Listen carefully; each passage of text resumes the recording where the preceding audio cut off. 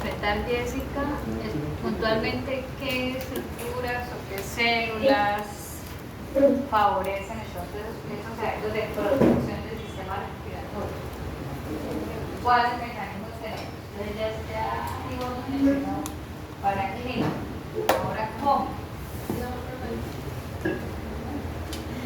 Pelos nasales, yo creo que para ayudar a pensar, digamos, las partículas grandes, mocos, atrapan las partículas de los microorganismos y los movimientos de actividad, el sistema pulmonar, digamos, la célula de actividad, ayudan al desplazamiento del moco, cargando partículas hacia la grasa para la eliminación.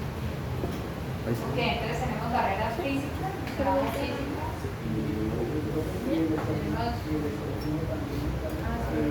tenemos entonces una respuesta de tipo celular, pues tenemos dentro de esa está la física porque es un estímulo, una respuesta a un estímulo, el estornudo, la tos.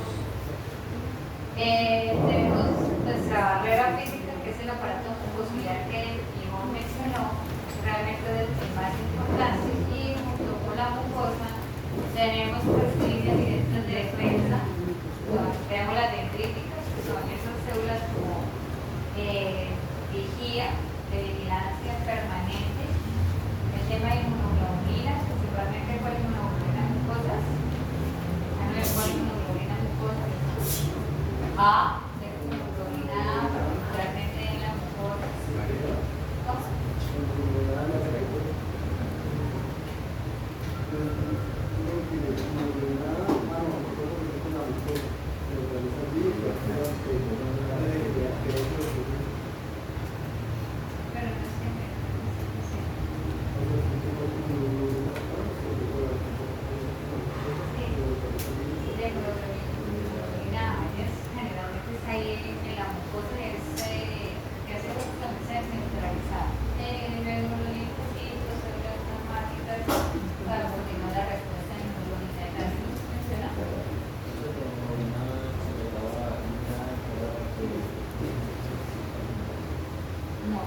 Quien hace la activación de la secreción y síntesis de hemoglobina también que se activa y son las células plasmáticas que ya son las que se sintetizan las anticuerpos.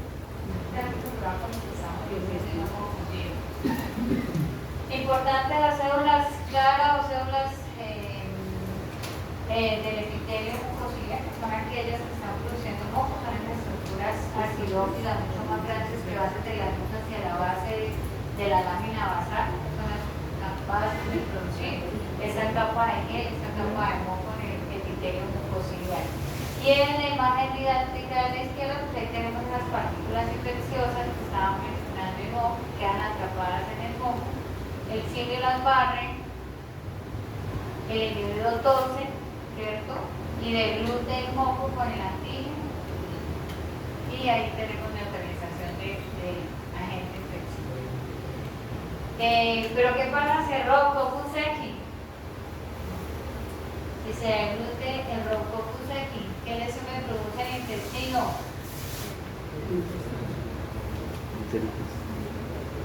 ¿Qué lesión me produce? Es el que se adhiere por medio de las fibras al enterocito maduro, generando necrosis. En el colon me producen colitis ulcerativa, ¿cierto? Se elimina el epitelio respiratorio y no me produce la neumonía, pero me hace una lesión en colon. Sirve para que haya colitis ulcerativa y linfadenitis del tipo clonadamatoso por Rhodococcus equi. Se saca una ruta, pero por la otra no va por los secretos. Dentro de estos mecanismos de defensa importante, el tema de la partícula infecciosa por encima de 10 micras queda en el aparato de conducción respiratoria, es decir, hablamos de guanas, mucosa nasal, laringe, tráquea, incluso hasta bronquios. Por debajo de 10 micras, es decir, menos de 5 micras el tamaño de la partícula infecciosa, ya me afecta lo que es el epitelio alveolar. Pasamos de bronquiolos a alveolos. Y tenemos patrón de neumonía mucho más severo que vienen eventos obstructivos asociados a que esa partícula infecciosa llegue a la unión bronquialveolar. Algo adicional que necesitemos mencionar aquí en estos mecanismos de defensa. ¿Alguien da más? Cuando nosotros hablábamos de células dendríticas, perdón, Daniel, ya te escucho. Hablábamos de células dendríticas, son macrófagos tisulares. ¿Y aquí Julián qué iba a decir? Saúl. Sí, nosotros vimos en la imagen geográfica, entonces, Daniel. Yo le digo sobre los sets, que son las investigaciones militares, produciendo una proteína, la proteína. Colectina.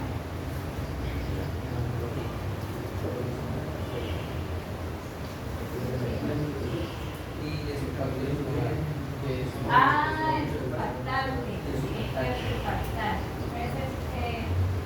Generalmente el surfactante lo que hace es que no cubra el pulmón, que mantiene la tensión y el espacio alveolar, permitiendo el intercambio gaseoso. La primera parte no se entiende cuál.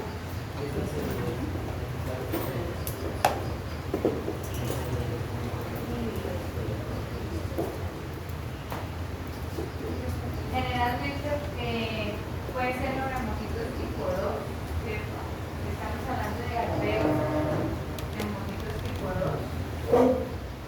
Los neumocitos tipo 2 cuando se activan, porque están importantes por los licos y el prostaglandino el surfactante y los segundo, es cuando tenemos un patógeno que nos ingresa a los neumocitos tipo 1 y están necróticos.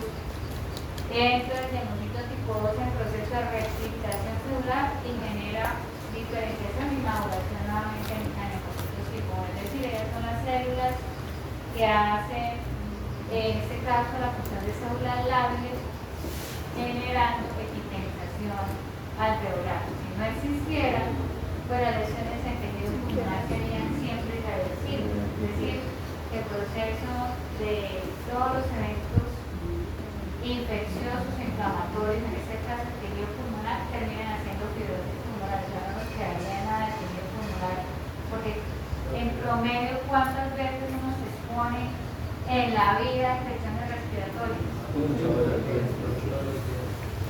Con signos clínicos asociados. Entonces, tendríamos al final la fibrosis pulmonar severa al final de nuestro tiempo. Por eso los neumocitos tipo 2 son importantes. No sé si están hablando de infección en ese caso o están hablando de unas células que son productoras de moco, pues también pues, nos tocaría mirar la fuente y vamos a traer la información. Ahorita la revisamos y digamos a qué células están referentes.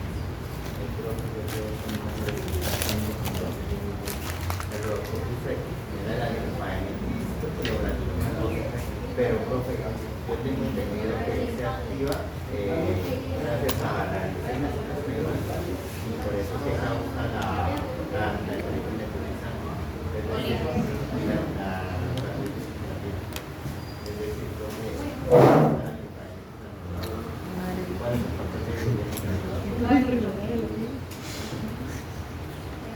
Lo que pasa es que les mencioné es para identificar que si tenemos una línea, digamos, barreras naturales y celulares del sistema respiratorio y la respuesta de difusión del moco, en rojo X se limita el ingreso de vías respiratorias y se limita el moco, nos va a generar colitis. Simplemente era un ejemplo, porque él puede afectar dos sistemas, el respiratorio y el digestivo. Incluso puede generar abortos. Pero solamente era un ejemplo que miren. Sirvió el sistema de defensa de las rutas respiratorias, pero no nos sirve el tema de ingreso y abrazo que hace la política neuropatona. Eso es solamente un ejemplo para evidenciar. Fue efectivo en este sistema, pero se desarrolló lesiones en otro sistema diferente. Y simplemente para decir, vean, los sistemas de defensa sí funcionan. Profe, una pregunta. Y en el caso que tratamos esta mañana del coronavirus felino también puede pasar, porque pues, de familia de coronavirus como COVID-19 en los humanos también puede ser. Habla un poquito más alto, ¿no? O sea, con el tema anterior que vimos, ¿se acuerdan de lo del caso del felino, el coronavirus también felino afecta también, llega primero, principalmente primero a respiratorio? No. Él hace replicación primaria en linfocitos. En linfocitos. Entonces pueden ser células de amígdalas y ahí ya se veremos. ¿Vale? Ojo con el coronavirus felino de la peritonitis infecciosa felina. Era lo que hablábamos con Libardo. De todas formas, hay que aclarar, no necesariamente él hace una lesión intestinal. Depende de la cepa. Ese coronavirus que trabajamos hoy en el PIB, ese coronavirus particularmente hace es viremia. Pero si en primer lugar donde llega a los heterocitos, No necesariamente hace lesión por ruta digestiva, porque el proceso es hacer un proceso de viremia. Entonces se replica en linfonódulos regionales con agregado linfoides regionales, generalmente tonsilas, linfonódulos retrofaringeos. No hace una lesión en enterocitos. Ese no es su sitio de lesión. Del PIB, no. No cursa con enteritis, eso es lo menos importante. Por eso esa enteritis hemorrágica que teníamos en el caso de hoy, no era porque el coronavirus me la hizo, era por la sistemia. Él no tiene tropismo. Si hablamos de coronavirus solo entérico, sí, que fue que vimos en digestivo, pero no el del PIB. Por eso la discusión del tiempo con Libardo, cuál serotipo es, cuál tipo de virus, cuál biotipo, ¿cierto? Del coronavirus es, que no me va a hacer la enteritis. Coronavirus del PIB no hace esa lesión intestinal. A él no le interesa hacer la lesión sistémica con la vasculitis. Y los granulomas. De la pregunta entonces asociada a rinitis, en este caso pues podemos encontrar la clasificación de rinitis por exudados y rinitis por agente viral y podemos combinar, agente infeccioso, y podemos combinar los dos, ¿cierto? Entonces yo puedo hablar de la rinitis de acuerdo al tipo de exudado. Cata, ¿qué rinitis tenemos de acuerdo al tipo de exudado? La primera. la granulomatosa. Granulomatosa. Segunda. Rinitis serosa, que son de cuero Pseudomembranosa. Pseudomembranosa. Catarral. Catarral. ¿Tienen los supurativos que me escuchan? Diftérica. La fibrinosa también la podemos clasificar como difterica o pseudomembranosa. ¿Cierto? Ahora, Andrés, si hablamos de rinitis, ¿se acuerdan la clasificación del agente infeccioso? ¿Cómo la clasificamos? De Bacteriana. manera general, ¿cierto? Bacteriana, micóticas, virales o de origen químico, que son las de tipo tóxico, ¿cierto? Listo, pero si miramos esos tres cuadritos ahí en ese mapita, me están diciendo, vean, las virales generalmente, ¿cierto? Tienden a hacerme, por ejemplo, en los casos que digo de estomatitis asociadas a virus, de estomatitis vesiculares. Es una lesión que inicialmente forma vesícula, que tenemos una rinitis de tipo seroso, ¿cierto? La vesícula que tiene, ¿qué estado tiene adentro? El estado seroso. Dependiendo del virus, vea, los herpesvirus, ¿cierto? Pueden hacer lesión ulcerativa aguda, pero también pueden hacer pseudomembranas, como los herpesvirus. Y nosotros ejemplificamos uno muy importante que es la fiebre catarral maligna. Fiebre catarral maligna, que es un virus. ¿Qué tipo de virus es el que me produce la fiebre catarral maligna? Herpesvirus ovino tipo 2. ¿Y qué decíamos respecto al tipo de exudado que me produce? Fibrinoso, pseudomembranoso.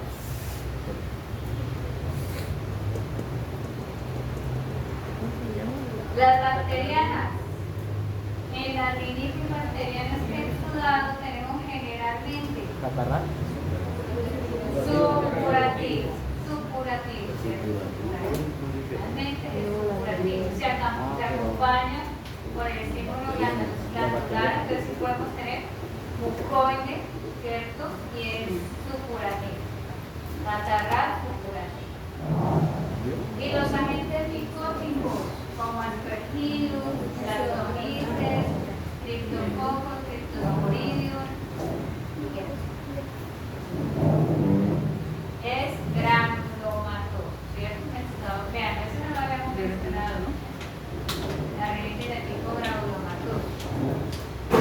Entonces, de acuerdo a la etiología, yo también puedo encontrar o diagnosticar la rinitis con el tipo de exudado. Vamos a ver algunos ejemplos. Bueno, la pseudomonas mayeyi o Cordelia mayeyi es el pseudomonas, es un diagnóstico diferencial de papera equina o botulitis equina. Bacterianas, catarrar, Me produce también una rinitis, una botulitis, una linfadenitis de tipo supurativo. Los ciclos de lesión primaria son las bolsas culturales. Sin embargo, estos diferenciales de Streptococcus Cordelia mayeyi generalmente se pueden hacer rinitis de tipo supurativo. Vamos a ver ejemplos aquí de, hablamos de herpesvirus. Miremos las imágenes. Entonces vamos a las imágenes.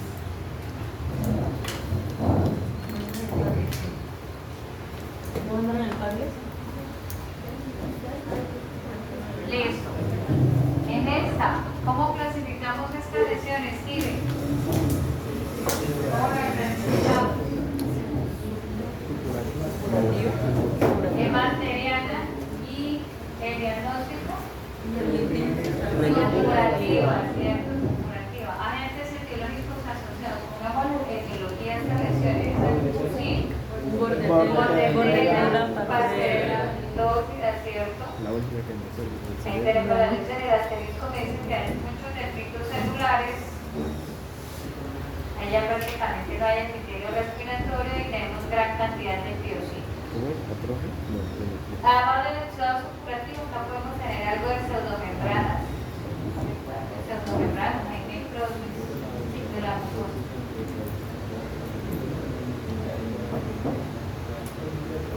Generalmente la vortecense en caninos sí, bronconeumonía.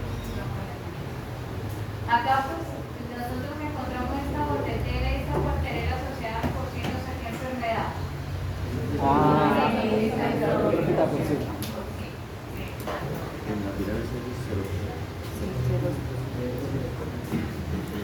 Es supurativa y fibrinosa.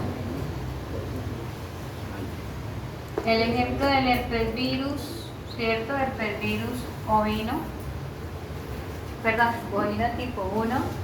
Ahí tenemos, en las flechas se está indicando el exudado fibrinoso, la rinotraqueitis infecciosa bovina o IBR, está mencionado. Y si nosotros miramos el patrón lesional de IBR, vamos a una vez a trabajarlo. Miren que no se queda ahí el epitelio respiratorio superior. Les está asociado a las rhinosinusitis de tipo fibrinoso. Tenemos, me olvida que no sale el impulsor. Tenemos las laringitis y las traqueitis pseudomembranosas y son necrotizantes. Miren el color de la tráquea, ¿no? Es casi negruzco. Y la película del exudado fibrinoso en el epitelio respiratorio. Ahí sí tenemos la lesión de continuidad de la mucosa respiratoria superior, fíjate, conducción aérea superior hacia la tráquea. ¿No se la pseudomembranosa puede ser bacteriana? Si nosotros, por ejemplo, Por ejemplo, en esas lesiones que nosotros hablábamos de estomatitis difterica, ¿cierto? ¿Cuál era la gente de la estomatitis difterica? Estomatitis histérica. O la glositis pseudomembranosa. El herpes tipo 1. Fusobacterias, ¿cierto? Me preguntaste esa glositis pseudomembranosa de fusobacterias. Entonces, mira ahí, también que el fusobacterias puede ser un ejemplo. Lo vimos en digestivo, pero vamos a encontrar que me hace también laringitis pseudomembranosa. Ahí tenemos el ejemplo también de epidemia bacteriana. Y lo verificamos también con borrelia. Es que el herpes bovino, ¿cierto? A pesar de que es una epidemia viral, hace la pseudomembrana. Y tenemos muchos parapolvirus. A ver, Manuel, parapolvirus en aves o polvirus en aves, ¿cuál tenemos? En aves. Viruela aviar, ¿cierto? ¿Qué lesiones produce la viruela aviar? La forma húmeda. ¿Qué virus lo produce por sí? ¿Cuál? Por sí, Cuando escuchamos viruela, ¿ustedes qué? ¿Qué lesión piensan? Ah, pero eso es muy. Pápulas y Sí, muy. Pero es que lesiones vesiculares, que son en bajo relieve y tienen una corta encima. Cierta viruela. Entonces fíjense que eso es un virus y también me produce pseudomembranas. En la forma húmeda de las aves generalmente yo encuentro esas lesiones cierta de viruela aviar en lo que es la laringe, en cavidad oral, ¿cierto? Y puede encontrar pseudomembranas en el tracto. Y pues esta es la forma, ahí está el tracto. Parece el tracto. Y generalmente pues uno lo que encuentra de viruela aviar es la forma cutánea, que es la más común. En boca es la forma húmeda. Profe. La forma cutánea es la más común, pero se puede afectar lo que es la lírica, la forma húmeda, y viruela es un ejemplo también de lesión pseudomembranosa en etiología viral, en aves. ¿Listo? Bueno, pues acá tenemos pseudomembranas con laringitis, traqueitis y rinitis pseudomembranosa con herpes virus. Me devuelvo porque era para seguir trabajando. Nuestro siguiente ejemplo, entonces acá tenemos el agente etiológico, Rhinosporidium severi, ahí lo tenemos, y me hace lesiones. Entonces, Andrés, polipoides, vean, es un pólipo. Tiene hiperplasia epitelial. Hiperplasia epitelial. Y esta lesión sobresale de la mucosa respiratoria. Generalmente está cerca de las ventanas nasales. Por lo tanto, Saúl, ¿qué epitelio, si estamos en ventanas nasales, me recubre el pólipo? En ventanas nasales. Douglas, ¿cuál es? Me hicieron una pregunta de eso. Si estamos en ventanas nasales. ¿Mucociliar? No. Aquí. Aquí.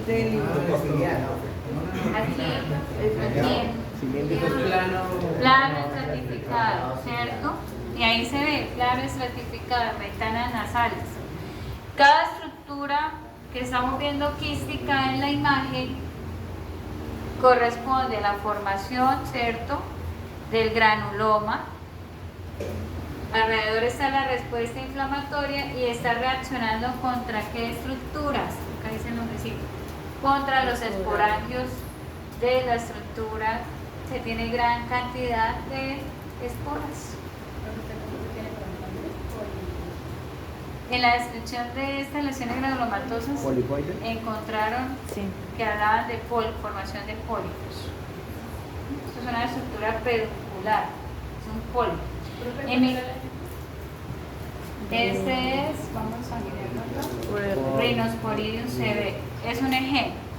Anita, ¿qué agentes etiológicos se encontraron además de Rhinosporidium severi? Si de este no lo encontraron, de rinitis de tipo granulomatoso.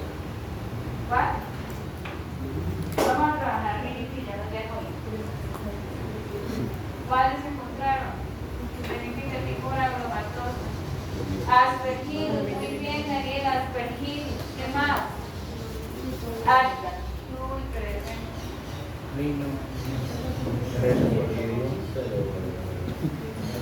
pero de origen micótico, el actinomyces, ¿dónde lo clasificamos?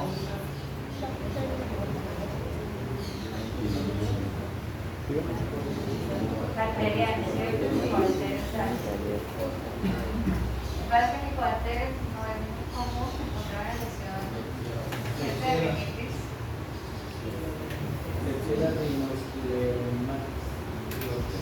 ¿Qué frecuencia tenemos en veterinaria y Klebsiella? Y el actinomyces bovis, las lesiones más de tipo granulomatoso, y eso es más de tipo. Incluso ya actinomyces lo trabajamos. ¿Dónde trabajamos actinomyces bovis?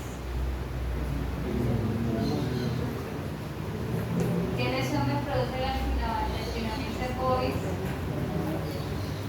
Y también es granulomatosa la lesión, ¿listo?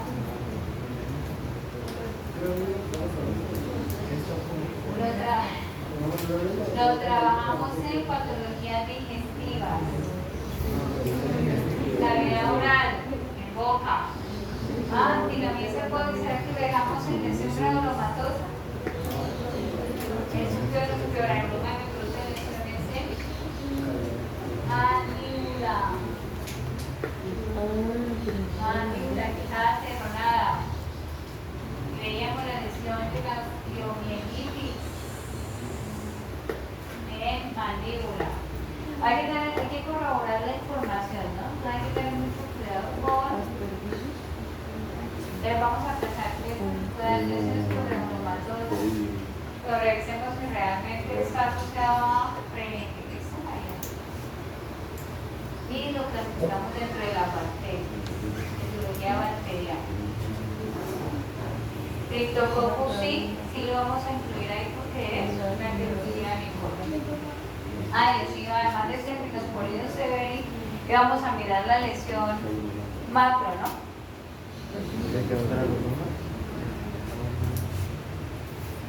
La lesión macro. Esta es una lesión bastante avanzada. Generalmente, pues, el Rhinosporidium severi se encuentra principalmente en lo que son espejos de agua estancada. Lo podemos encontrar en aves acuáticas, en caninos, esta lesión polipoide. ¿Qué pasa con el grado y la dimensión o el tamaño de esa lesión polipoide? ¿Qué le está haciendo esa fosa nasal? no, obstrucción. Obstrucción unilateral. Entonces, quien me estimula la respuesta granulomatosa en este caso es la presencia de los esporantes. La estructura con gran cantidad de esporas asociadas. Desde alrededor se establece el granuloma.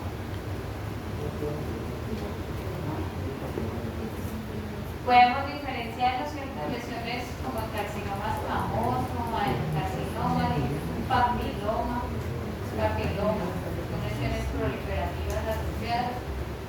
Aquí tenemos que biopsiar. Realmente la biopsia es la que me ayuda. Y se ve el aspecto neoclásico porque ¿qué decíamos de la lesión polipoide? Que hay hiperplasia. Hiperplasia aquí. Pero aquí sabemos que la respuesta es de tipo inflamatorio. Con aspergillus también, diferencial en este caso para la lesión micótica. Señor, ¿Se le daría procesos quirúrgicos a esto? hay que retirarlo, sí, quirúrgicamente, tratamiento. ¿Qué pasa con esta imagen? Aquí me dice que es rinitis con cuerpos de inclusión en porcinos, es un citomegalovirus. Este citomegalovirus en porcinos, ¿qué creen que me está estimulando con respecto a la respuesta inflamatoria, la rinitis? Si es viral. Inicialmente, ¿cómo sería la rinitis? Si es viral. Si se está, miren, como se están aplicando en el epitelio que está estableciendo inflamación linfoplasmocítica. ¿Cómo sería? Cerosa. La inflamación inicial sería cerosa. Donde están las flechitas, ¿cierto? Que están inflando, que son ¿qué? ¿Qué lesiones? ¿Cuerpos de inclusión? Son cuerpos de inclusión. Cuerpos de inclusión. Y lo que está alrededor de ese epitelio que tiene los cuerpos de inclusión son linfocitos. Sí, yo lo La sé. reticerosa de tipo linfoplasmocitaria por histopatología. No es muy frecuente este tipo de rinitis por citomegalovirus. No es frecuente. Profesor, si tengo calorías, más o menos qué especies afectan principalmente. De porcinos. Aves silvestres, aves silvestres también. Muy común. Entonces tenemos una rinitis cerosa de tipo linfoplasmocitario.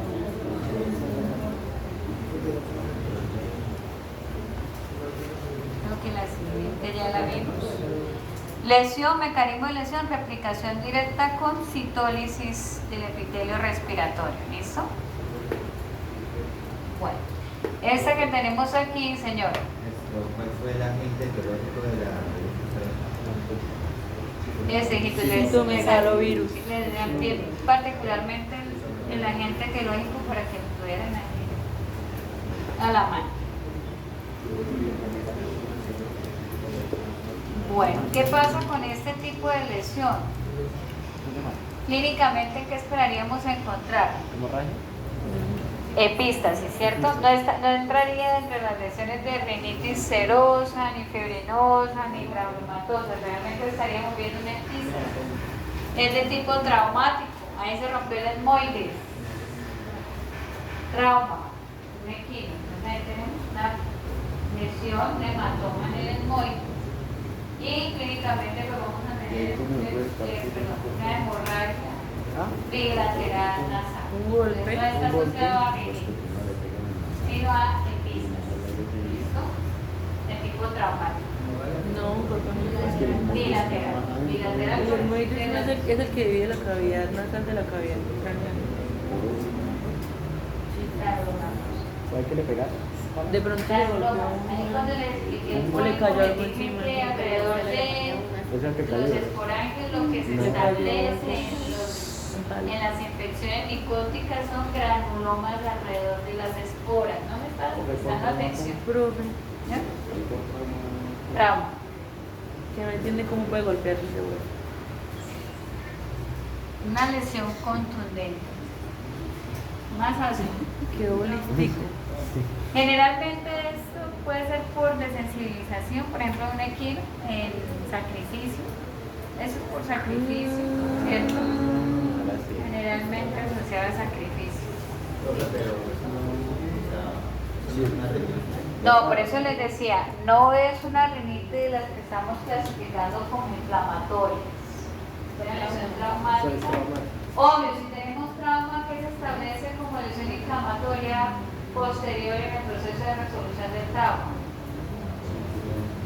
Linfoplasmocitaria, es una rinitis de tipo linfoplasmocitaria. Pero aquí lo que estamos viendo es la hemorragia o el hematoma. Acá tenemos otros ejemplos, también lo mencionó el Aspergillus, que es la imagen de la derecha superior, donde vemos gran cantidad de estructuras estamos viendo en hifas, por Aspergillus. ¿Listo? Ahí tenemos seno frontal también comprometido, coanas y hueso nasal. Ya hemos hablado, bueno, mire dónde está el histoplasma nuevamente. Histoplasma, les menciona el histoplasma, particularmente es responsable de infecciones respiratorias, pero no debemos encontrar histoplasma. Enteritis, ¿cierto? Tipo isquiosítico granulomatoso. Hepatitis de nodosos, pero yo les decía el histoplasma que su sitio primario de infección son las vías respiratorias superiores. Pues ahí tenemos el histoplasma como diferencial. Y creo que el único que no hemos mencionado era el coccidioides. Entonces, que vamos a encontrar en las lesiones, al igual que el Rhinosporidium severi. ¿Cuál es la lesión particular? ¿La formación de qué? Nódulos, porque estamos viendo gran cantidad de cada estructura nodular que es. Andresito, cada estructura nodular que es asociada a la presencia de estructuras micóticas. Granulomas. Y en el centro del granuloma, ¿qué tenemos, Carlitos? De ahí en el centro del granuloma. Imagen derecha inferior. La flecha pequeña más oscura que está mostrando. Hifas. Y alrededor donde está la flecha con doble punta bidireccional, la respuesta inflamatoria. ¿Alrededor qué tenemos? Gránulos, linfocitos. Y ahí esas que se ven de citoplasma y el hilo más grande son multinucleadas. Por lo tanto, ¿qué estamos corroborando que sea un enzima de qué tipo? Granulomatos. Muy granulomatos. La imagen de la izquierda les muestra simplemente diferentes morfologías micóticas. Aquí en la izquierda. Le vamos a mover un poquito acá la imagen. Vean, nosotros conocemos este de aquí, ¿cierto? Ya lo hemos visto varias veces. Histoplasma, lo vemos en pulmón, vean. El macrófago fagocitándose las esporas. El de allá, lo vimos en el árbol de fisiopatología. ¿Cuál era? Que estaba con paz, positivo a paz, inicial de paz.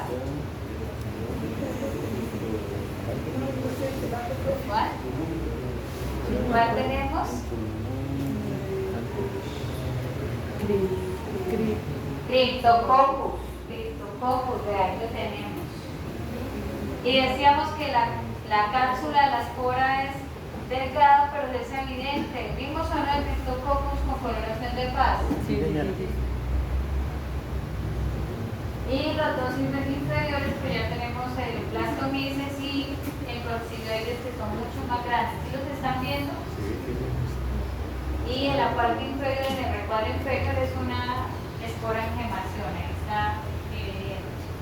Y tenemos, pues, si uno compara la morfología del histoplasma, una espora diminuta. El Cryptococcus, pues prácticamente es lo que se ve en la cápside de la levadura. Y hablamos de Blastomyces y Coccidioides, son estructuras bastante diferenciadas. Hay que tener mucho cuidado con Blastomyces porque yo lo puedo confundir con estructuras de, hoy lo hablamos, de toxoplasma. Entonces tengo que ver merozoitos en el interior.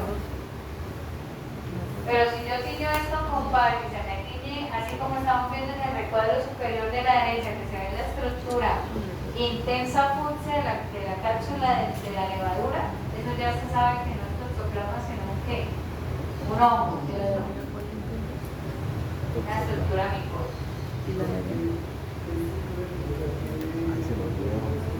Empieza por B o por P. En este caso aquí estamos viendo corresponde a ¿Cómo se llama esa última? una estructura, es una espora, tiene cápsula también, tiene la de donde está la puntita.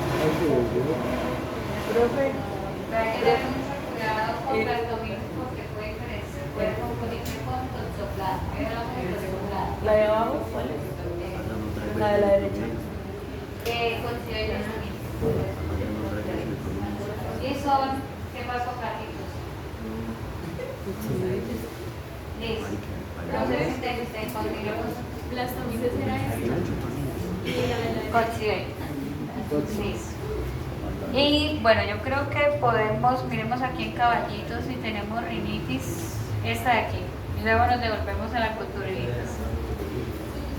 Sí, Nosotros trabajamos rinitis de tipo supurativo, ¿cierto? En equinos, Streptococcus equi particularmente, trabajamos esta rinitis y consecuencia entonces botulinitis asociadas, pero me devuelvo a la imagen anterior porque esta sí es la botulinitis con empiema, ¿no? Que es esa acumulación de pus en la bolsa gutural. Y lo observamos como si fuera una papera y de ahí el nombre de la enfermedad de papera equina asociada a esta rinitis de tipo supurativo por Streptococcus equi. Y aquí tenemos botulitis. Creo que hay un punto en el taller, si no estoy mal, ¿cierto? Que hablamos de la patogenia de la papera equina. Gabriela, ¿qué encontraron de la patogenia de papera equina? ¿Qué punto en el taller? 7.7. Botulitis equina. No recuerdo bien, ¿me leen puntualmente la pregunta? Bueno, me encontraron adenitis, que se puede llamar adenitis, papera, gurma, botulitis equina, tiene varios nombres. ¿Listo, Gabriela? ¿Qué consiste la patología de la enfermedad?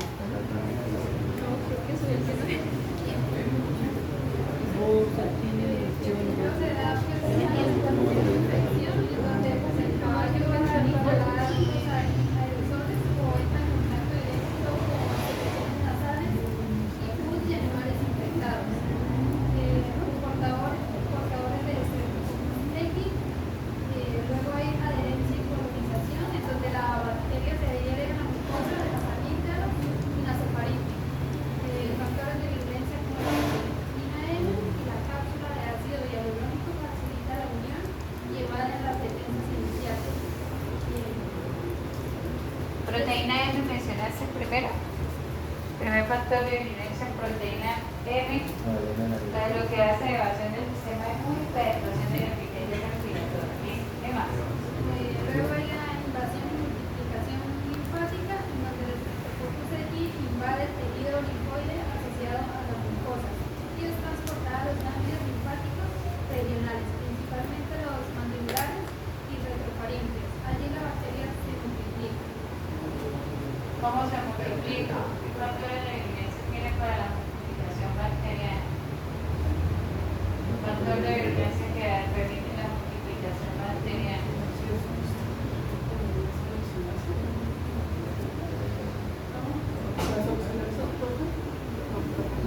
No, factores de vigilancia. Bueno, sí, hace.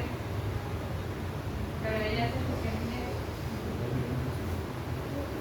Ella sigue unas toxinas, que estas gran positivas, toxinas, esas toxinas bacterianas que facilitan la lesión, que encontraron de factores de patogenicidad de la bacteria, además de la proteína M.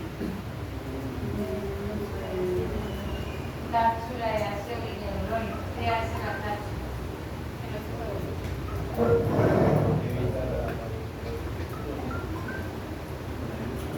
Profe, la llave. Hace persistencia e infección.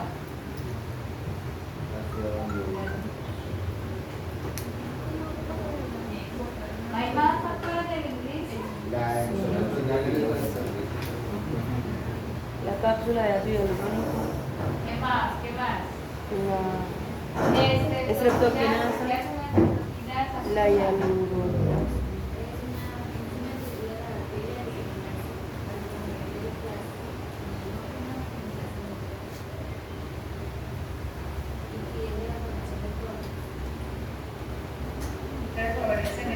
Favorece las hemorragias.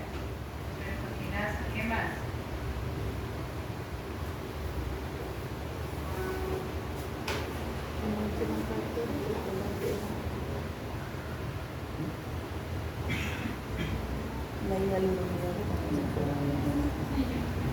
La hialuronidasa, profe, también. ¿Qué hace la hialuronidasa?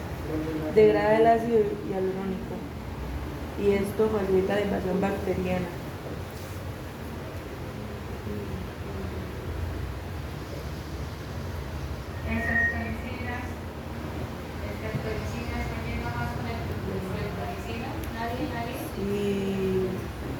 tóxica para las células y destruye los glóbulos rojos y contribuye al daño tisular. Eso, la streptolicina es la más importante. Lisis de eritrocitos y es la que facilita la necrosis de la linfoexpansión y la respuesta inflamatoria de.